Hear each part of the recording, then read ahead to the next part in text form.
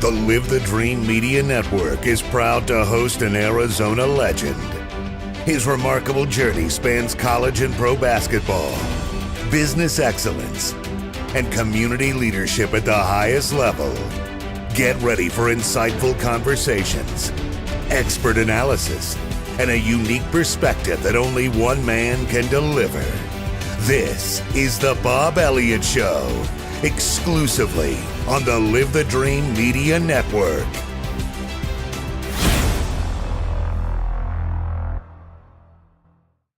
Welcome to the Bob Elliott Show. As you well know, we like to educate, have fun, and let the folks learn about some events or people, whether it's Tucson, Southern Arizona, State Arizona, National, that are interesting, and I think that you would want to talk about it here.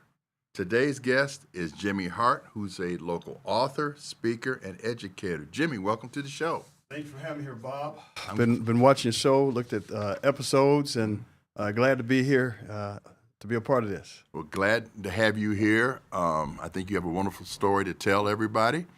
And so with that, you know, our format has always been, I want the folks to learn about who you are, and almost like an oral history like we do at the African American Museum of Southern Arizona. So let's start out. Where was Jimmy born? Jimmy's parents, siblings, some memories of middle school, high school, college, etc. So go for it. Very interesting story. So definitely Arizona born and raised. Mm-hmm.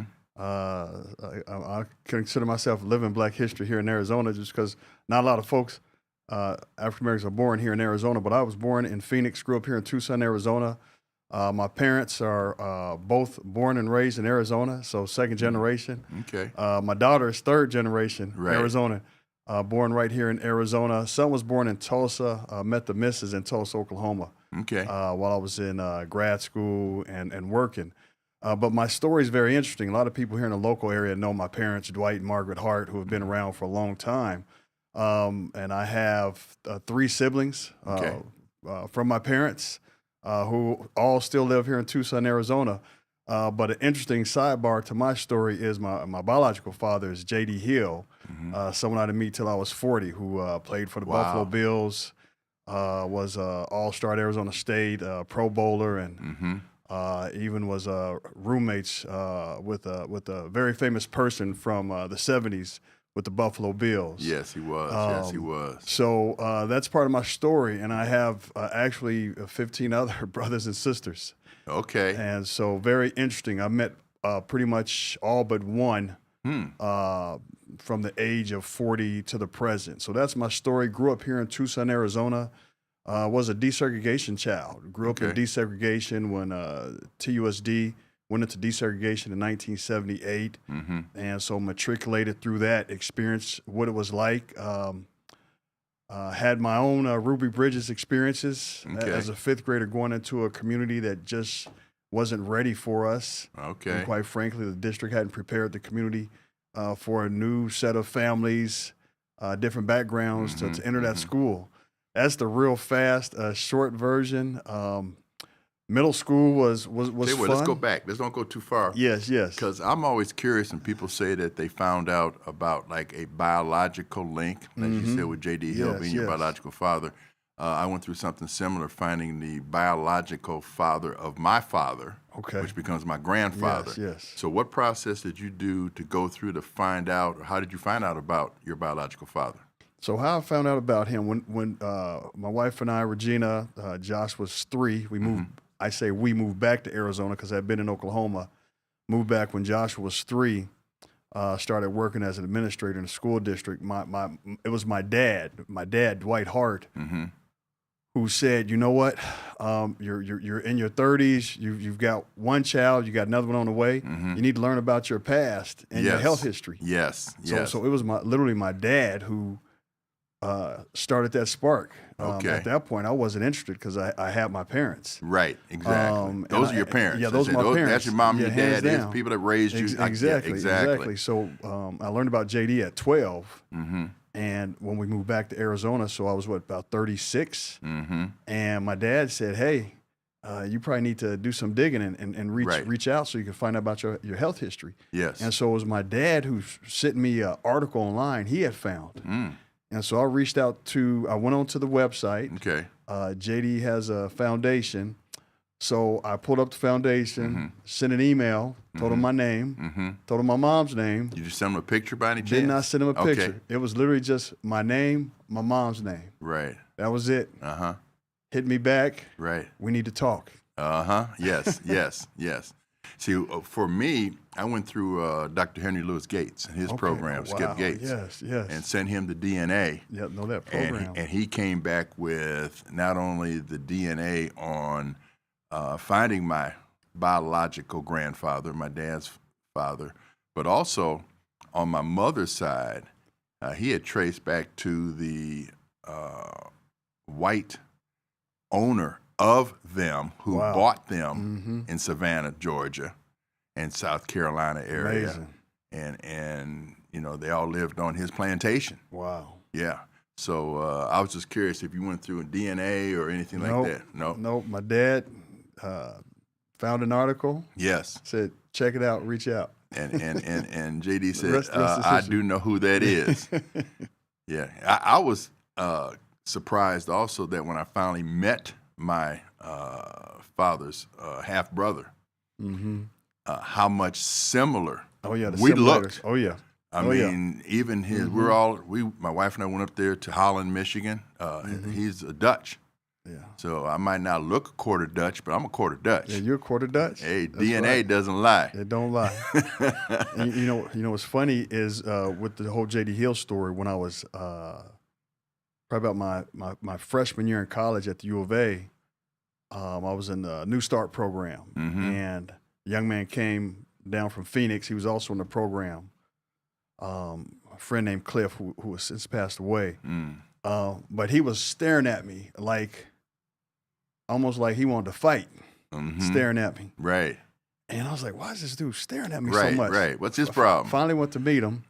He says, "You look like my friend Shelby." Okay. So JD has a son named Shelby that's a few years younger than me. And so I ended up meeting Shelby when I was about 20, but still hadn't met JD. Right. Cliff put us together. He said, together. "Y'all look too much alike exactly to not be related." So that's amazing. Yeah, that's a great story. And then I assume that your father was thinking, okay, if you start having kids, You need to know the genetic background That's right. for the health reasons of your offsprings. Yep. That's right. No doubt about it. Yeah, primary reason. That's right. Yep. Exactly right. So now you're okay. So you go to middle school. You're at middle school at. Yeah, so I went to Doolin. So I was desegregation. Okay. My elementary school, Roosevelt, is still part of downtown Pima College campus. Okay. So you get through the main building. It's the old elementary school. Once you get through the main campus, went to Doolin Middle School.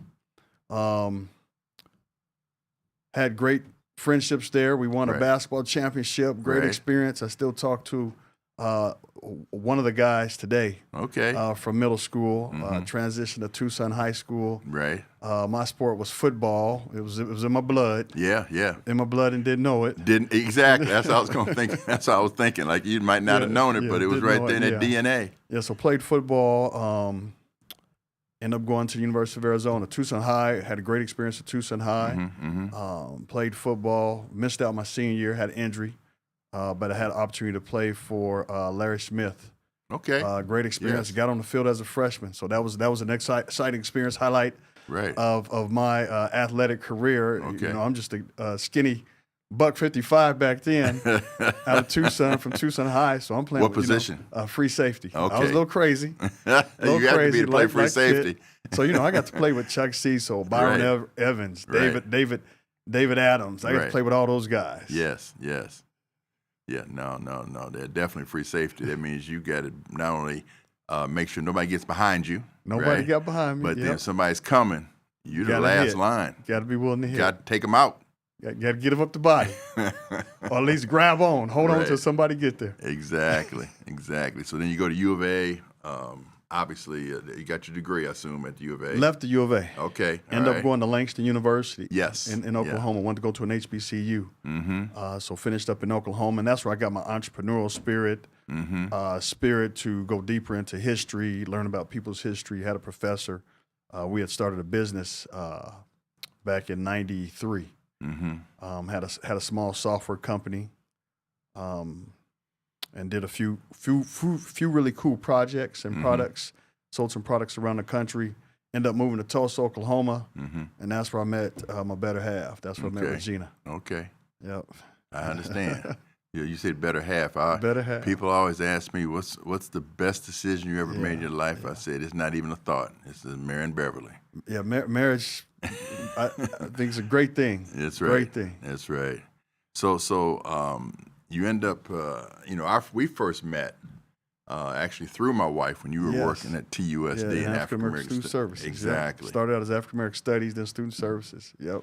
So your background with Langston University and HBCU, did that kind of lead into you wanting to have a career and lead young people like that? All that played a part. Watching my parents tutor, mentor folks back when we were kids.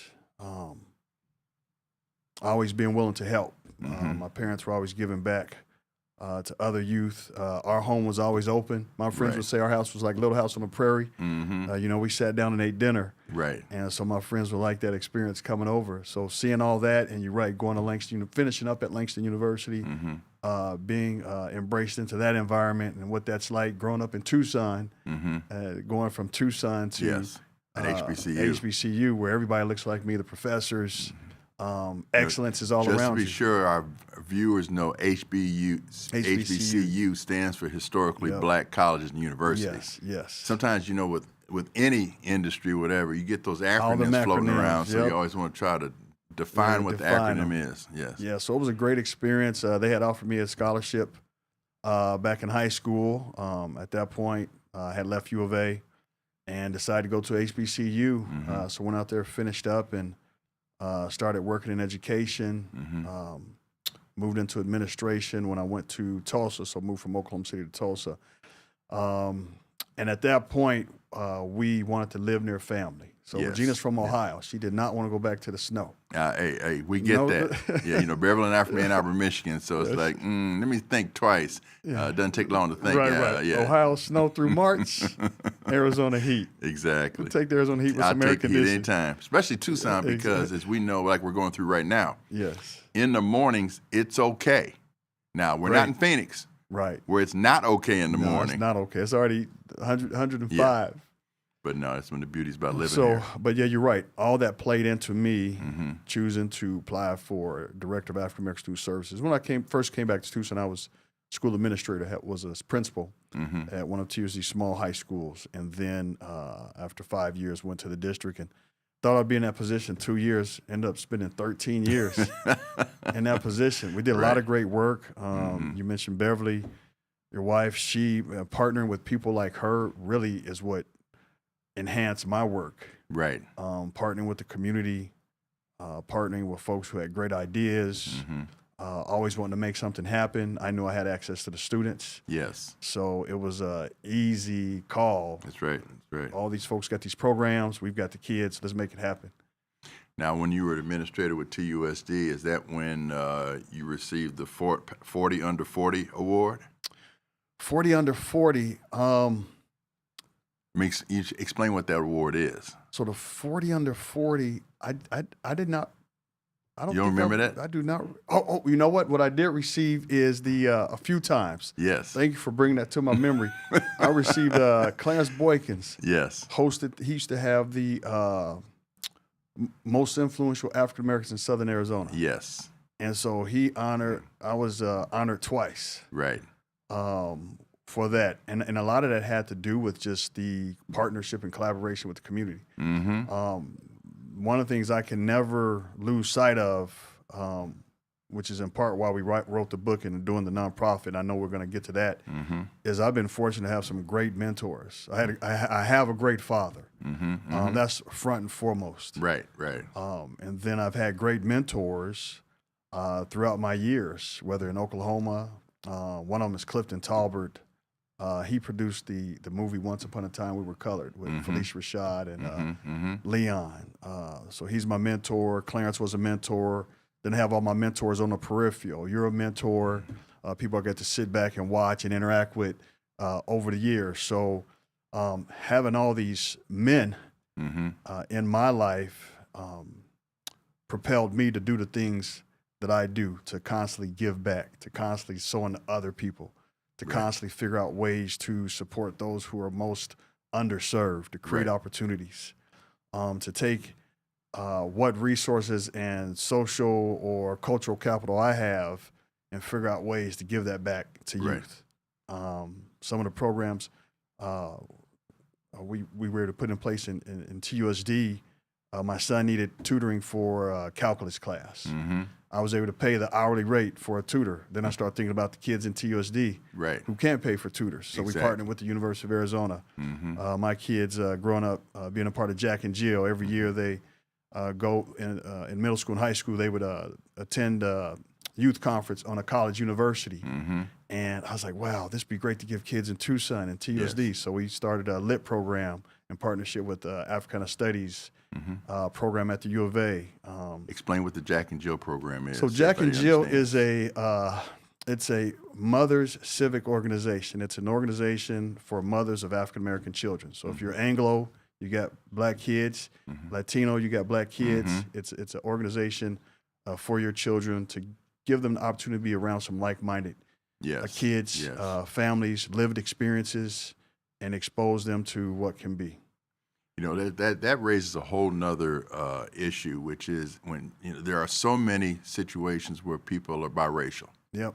Mm-hmm. And one of the things that we know, that if you have a biracial student or child, and some of the things that you can visibly see, for example, hair. Yep. Okay. Does the non-black mother understand that you have to do different things with the hair of a black child? Yep. You have to do different things with the skin of a black child. Yep. I know that just the other day, one of my grandson's friends, and they had a little sleepover, and he's Latino.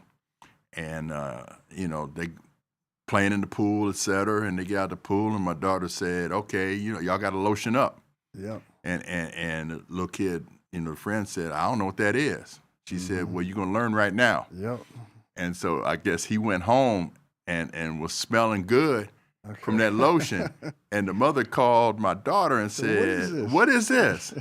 And now he's like, no, we got to get some lotion. Every day. Every day. I need to lotion up every day. Every day. But it's little things like that people don't understand. That's right. That can make the difference in a child feel comfortable. Yes. With the fact that, okay, being biracial is what it is. Mm-hmm. And there's more biracial kids now than ever before. Yes. And it's and growing. We're going to continue. And it's going to continue. But you have to let the kids feel comfortable. And you know, you can say you're biracial, but face it, in America, if you look at somebody in the mirror and they got a little tone to them, whether they're black or brown, that's going to, we're a visual, world first. Yep. You know, audio second. Yep. Got enough melanin. Yes. In the skin, you're right. So with your background of you know, working with kids, et cetera, is that what fueled you to start your nonprofit? That is a big part of what fueled us, and it's me and then our co-founder Aaron Scott. He's in Seattle now. We got together, started out as a mentorship between the two of us, became a brothership, and I wanted to do something for the community once I left TUSD. He wanted to do something, and you have two African American men wanting to do something, and in this instance, we said, well, why don't we put our ideas together instead of trying to work in isolation? And so we put the two together and created the Young Men's Leadership Symposium. Okay. And as part of that symposium, initially we centered on African American males.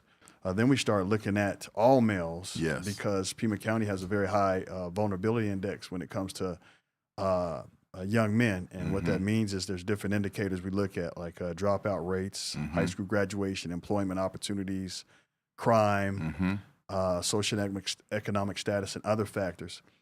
And so we realized, okay, we need to work on putting something together for underserved men, but young men, but let's include all men. Right. And then we started thinking about, okay, we shouldn't be the only voice in the room with these young men. We don't have all the information and knowledge.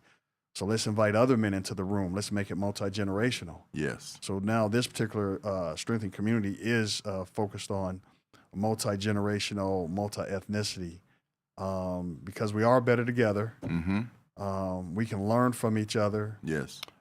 Everyone can add value and bring something to the table, including the young men. Right. And so, that's exactly why we started Strengthening Community Foundation. We're going into year 5 now. Okay. With the foundation. We've had different speakers. We're going to reach out.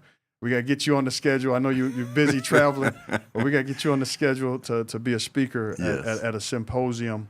This past year, we had local young man, local young philanthropist, Levi Wallace. He was our keynote speaker. Right. People might not know about Levi's background. A lot of people. Levi Wallace grew up here in Tucson, went to Tucson High, no scholarships out of high school, played football, walked on the University of Alabama football team, ended up making the team as a walk-on day after. My math is off on that a little bit right now, but within a certain amount of time, him going to his first scrimmage, his father passed away. Right. And that became a big part of his why. And he ended up having a great career in NFL. Yes, he did. So now he's ended up becoming a starter. Yes. So and Levi was a student in TUSD when I was director. Also got to watch him grow up. So all of that plays into starting Strengthening Community Foundation. Always trying to figure out how we can give back. Right. With the gifts and talents God's given us, how can we give back to the community? So we started our first event, didn't know what we didn't know. Right. And we ended up having about 70 to 80 young men, plus mentors, had it at Desert Diamond. And then it's grown each year after that. Great partnership with Pima Community College downtown campus. Greg Wilson, who's over there at Applied Technology program, offered up his space to us. So we're going into year 5. Year 4, this past year, we decided to write this book, Legacy in the Making. Give a space for men to write a little bit of their stories, right, and have it last forever. Which is why I've watched your podcast and grateful that you're doing this, because this is something that can live on, forever. But everything we've talked about is all plays into taking the director of African American Student Services position, and then now doing Strengthening Community Foundation. The thing I love about how you guys have built this organization and its experiences for these kids is the word that we use all the time at the museum: collaboration. Collaboration. You know, it's not about coming up with an idea and doing it yourself. Nah. Who else can come on board? Yep. Who else has some experiences and knowledge that Yep. you can bring in with you and then work together? Maybe it's because of the team mentality that I grew up with. Yep. But then even, my wife, back when she was with TUSD, as you said, she was going around trying to collaborate with everybody, and her being the executive director of the museum. I mean, it's the same blueprint, of getting into the community, collaborating with people. Don't try to do it by yourself, even if you could. It's not about you, whether you can or cannot do it yourself. Right. It's about collaborating, bringing more people on board. And I always looked at it as the more people on board, the more disciples you have spreading the word. Amen. That's right. Real talk. Yep. Real talk. So you got the book, all right? Yeah, I've got the book here, Legacy in the Making. Let's see, I'll hold that up. There you go. That's right. Legacy in the Making. Mm-hmm. It's men's stories that shape young men. We highlight 12 men. Most of the men are local. 11 of the 12 have all been local at one point. Bring it down just a little bit so they can see your face. Yeah. Sorry about that. Yeah, so all the men, 11 of the 12 are local, multi-generational. Yes. We have people in here, Fortune 100 companies, a global VP of City Card, West Dawson. We have educators in here. We've got a young pastor in here.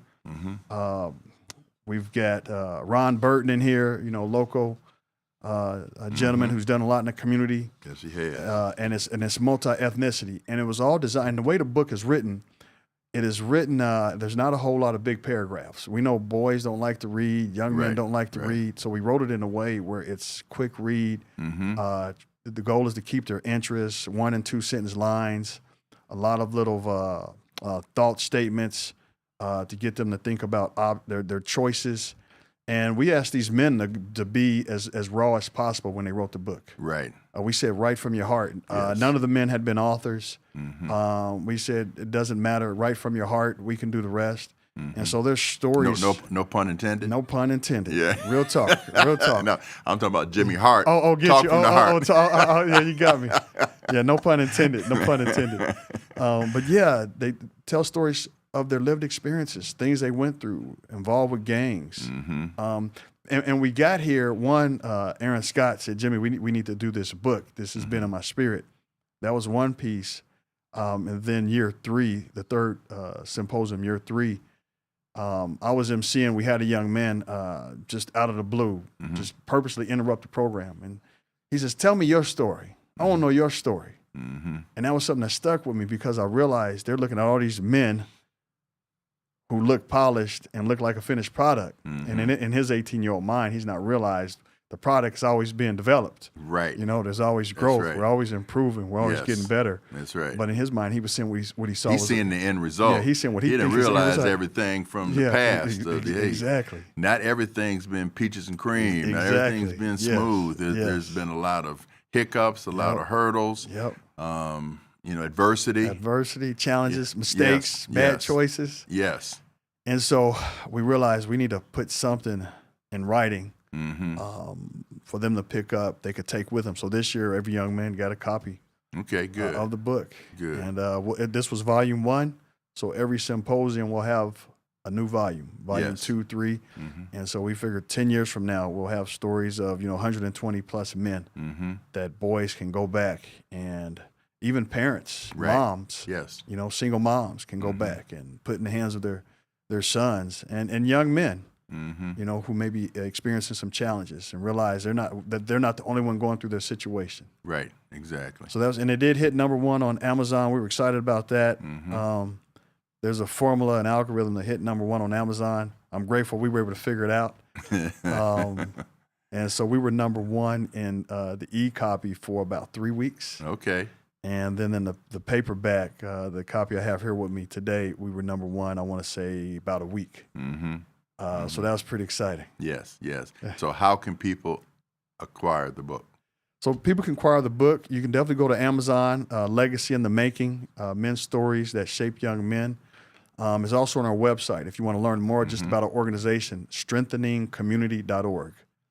2 words put together, strengtheningcommunity.org. We have a link to the book on our website. Another part of Strength Community Foundation, I want to make sure I didn't leave out.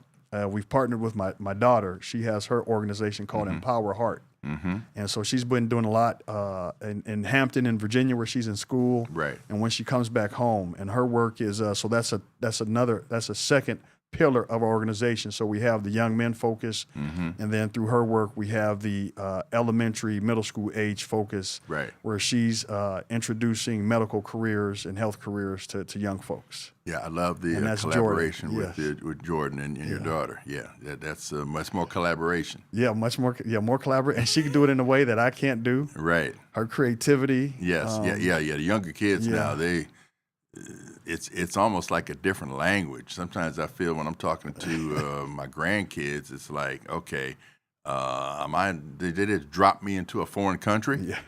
You know. But I guess that's part of being 70 years old now.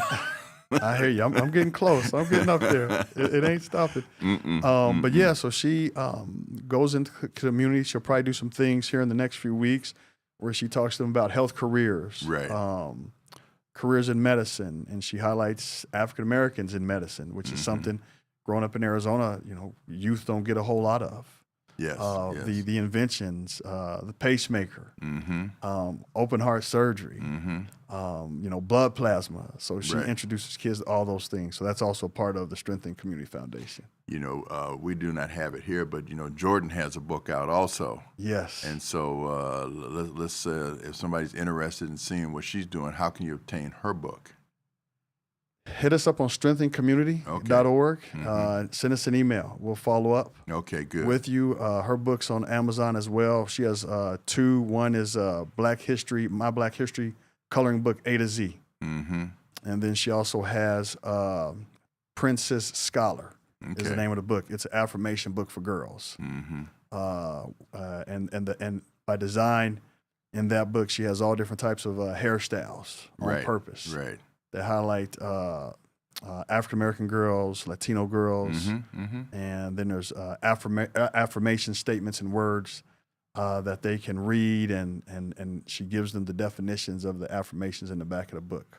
Well, you and Jordan were both did a great job at the African American Museum of Southern Arizona. We had a program called Freedom and Ink, and we had awesome. six Black authors, local authors, talking about their book, how they put it together, et cetera.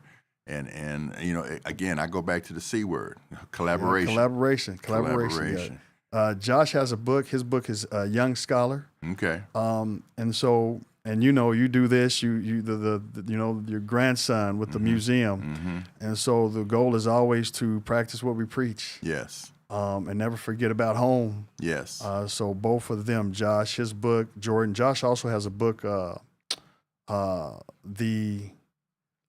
the young athlete who thought he could, or the young athlete who became great. I'm mixing the title, and that's about his grandfather, J.D. Hill. They both played at Arizona State. Yes. And so Josh had tore his ACL. When you get injured, you can go down a really bad mental path. Been there. Yeah. And so I said, hey, let's write a book. Yes. And, talk about your granddad's story, since you all both played at the same university. And so he put that book together. And so that's my way of sewing into my 2 children. Exactly. So that they will continue this type of work, figure out how many ways you can give back to other people. And so it's interesting now, and I know you experienced this from your children down to your grandchildren. And my dad experiences it with me and my grandkids. It's interesting when they start repeating stuff that you've been saying to them for years. Yes, and all of a sudden they get it. Yeah, the light turned on. The light turned on. That's why that was said to us. And what they don't understand is we didn't come up with those sayings. Right. They were told to us. Yes. Yep. I mean, one of my dad's favorite sayings, he used to sit there and tell us there's a difference between being intelligent and being intellectual. Then he'd walk out of the room. Yep, just leave. Let you reflect on that. Think about that one. What's the difference between being intellectual and being intelligent? Then you got to think about it. Yep. Yeah, no, I love it. Let you reflect on it. So why don't you give that website out one more time so people can definitely find you, whether it's the nonprofit or the book or Jordan's book or Josh's book. Appreciate that. Yes, strengtheningcommunity.org. Myself and Aaron Scott are the founders. Definitely want to make sure I mention his name. Yes. Strengtheningcommunityfoundation.org. You can get the book. The book's out there on the website. You can just go out to the website and click a link to take you straight to the book. And then hit us up by email if you want to learn about Jordan's book, my Black History Coloring Book A to Z, or the Princess Scholar Affirmations. Josh's book, Scholar Affirmations.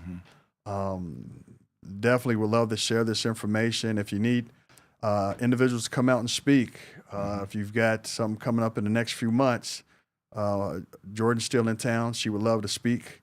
Go out into the schools. She can speak beginning of the school year. Definitely like to put her front and center because I'm realizing I'm getting up there in age, and the youngsters will much rather talk and engage with her. No doubt. And she's going to have a way to relate that I can't relate. Yes, exactly. But I just want to thank you for having me here on your podcast. Well, like I said, watch some episodes. Always grateful to be in your presence. Well, thank you. I learned a lot on the peripheral. You're always talking about finance. And so if we could just take a tip or two every time we interact with you on finance, I think a whole lot of us will continue to improve and do a whole lot better. Well, thank you. In that area. Thank you, Jimmy. And thank you for coming on the show.